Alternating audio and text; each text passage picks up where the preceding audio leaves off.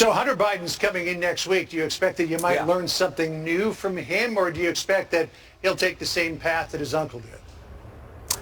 Well, I mean, we'll have to see. We got him next week. We got Sally Painter, who was with this Democrat public relations firm who Hunter Biden put in touch with Burisma, and she worked on getting Zolochevsky, the CEO, taken off the wanted list. So we have those two, and then we have Robert Hur the following week. So we're going to continue our investigation. And I always point out that there are 4 facts that are never going to change.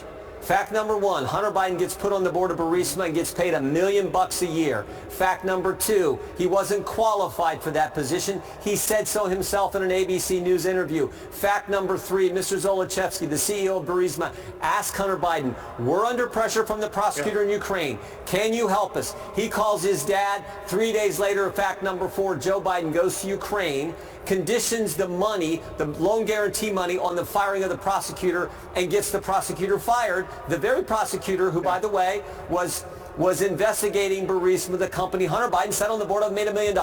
So those facts are never going to change. That, to me, is the biggest concern. But some facts that did change, and maybe I could ask you for a real quick answer on this because we're just about out of time. One of the main witnesses who began this whole thing, Alexander Smirnov, went down in a blaze of federal charges that he lied. Jamie Raskin says it's time for Republicans to fold up the, quote, circus tent and go home. What do you say?